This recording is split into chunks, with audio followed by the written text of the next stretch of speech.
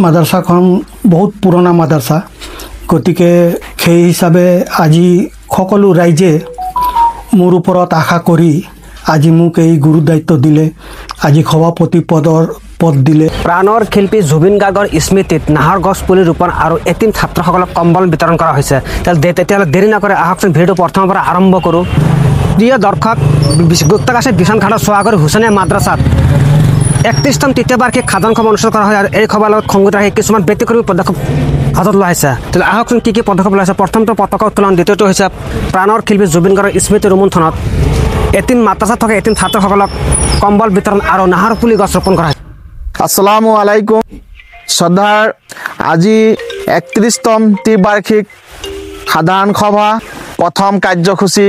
পতাকা উত্তোলন কাৰ্যসূচী এই কাৰ্যসূচীত সমবেত হোৱা আমাৰ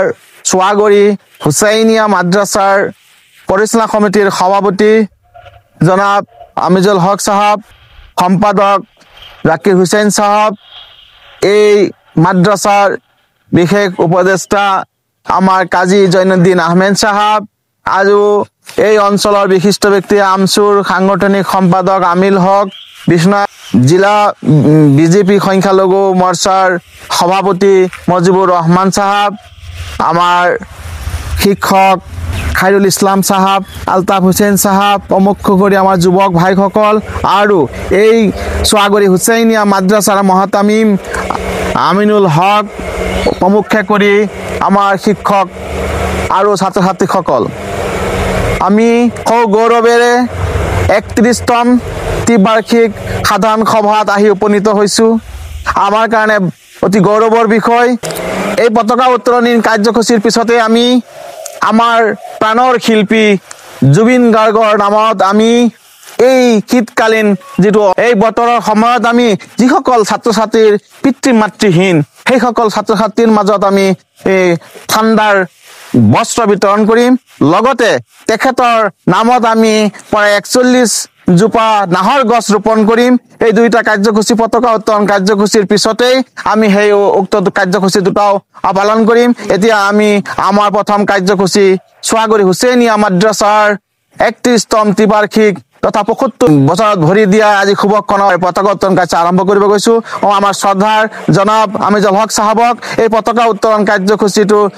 কৰাৰ কাৰণে অনুৰোধ জনাইছোঁ লগতে তেখেতক আদৰি নিয়াৰ কাৰণে আমাৰ সম্পাদক জাকিৰ হুছেইন সাহেব আৰু আমাৰ মহাতামিম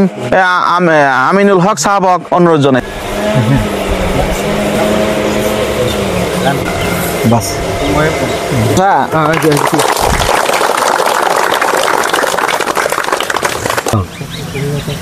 है शुक्र तेरा ए खुदा तूने हमें पैदा किया तू पाक है और ऐब से साजी नहीं कोई तेरा तू हर जगह मौजूद है सबसे मिला सबसे जुदा इंसान हो या चूंटी सुनता है तू सबकी सदा दुख सुख तेरी मुट्ठी में है जो जिसके लायक था दिया 31তম ত্ৰিবাৰ্ষিক সাধাৰণ সভাৰ উপলক্ষে দ্বিতীয় কাৰ্যসূচী আমাৰ প্ৰাণৰ শিল্পী অসমৰ ভাৰতবৰ্ষৰ হাৰ্টথ্ৰব জুবিন গাৰ্গ তেওঁৰ স্মৃতিত তেওঁৱে কৰি যোৱা কাৰ্যকে আমি ৰোমন্থন কৰি যিসকল ছাত্ৰৰ পিতৃ মাতৃ নাই অৰ্থাৎ এটিম ছাত্ৰ সেইসকলৰ মাজত গৰম কাপোৰ চমুকে কম্বল ব্লেংকেট আমি বিতৰণ কৰিব বিচাৰিছোঁ আমাৰ সংখ্যালঘু মৰ্চা বিজেপিৰ মজিবুৰ ৰহমান ডাঙৰীয়াক এটি কম্বল বিতৰণ কৰাৰ কাৰণে অনুৰোধ জনাইছোঁ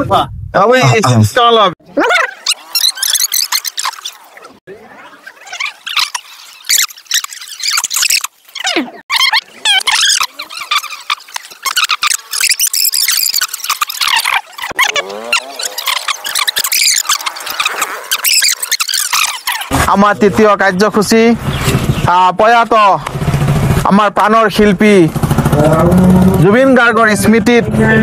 আমি নাহৰ গছ পুলি ৰোপণ কাৰ্যসূচী কৰিছো। তেখেতক আমি আমাৰ মাজত জীয়াই ৰখাৰ কাৰণে 41 জোপা নাহৰ গছ ৰোপণ কৰাৰ কাৰণে প্ৰথম জোপা গছ ৰোপণ কৰাৰ কাৰণে আমাৰ অৱসৰপ্ৰাপ্ত শিক্ষক আমাৰ কাজী জৈনুদ্দিন আহমেদ চাহাবক অনুৰোধ জনাইছো। লগতে আমাৰ অৱসৰপ্ৰাপ্ত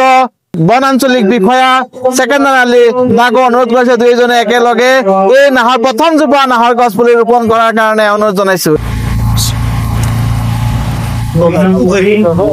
দ্বিতীয় জোপা নাহৰ গছ পুলি ৰোপণ অনুষ্ঠান আমি এই গছ ৰোপণৰ কাৰণে আমন্ত্ৰণ কৰি আনিছিলো আমাৰ বিশ্বনাথ চাৰিআলিৰ পৰা তাৰ অৱসৰপ্ৰাপ্ত আমাৰ উপ আৰক্ষী অধীক্ষক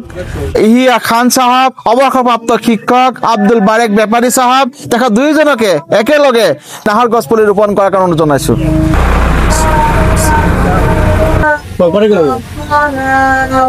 সোৱাগুৰি হুছেইনিয়া মাদ্ৰাছাৰ এক প্ৰশংসনীয় পদক্ষেপক আপুনি নিশ্চয় খলাক ল'বই লাগিব। আৰু বন্ধুসকল, মোৰ এই ভিডিঅ'টো যদি ভাল লাগে লাইক এটা কৰি গঠনমূলক কমেণ্ট কৰি যাব বুলি আশা ৰাখিলোঁ। আৰু পাৰিলে ভিডিঅ'টো বেছিকৈ শ্বেয়াৰ কৰি দিব যাতে আনো চাবলৈ সুবিধা পায়। আৰু সম্পূৰ্ণ ভিডিঅ'টো চোৱাৰ বাবে আপোনাক সকলোকে অশেষ ধন্যবাদ। জয় হিন্দ, জয় আই অসম।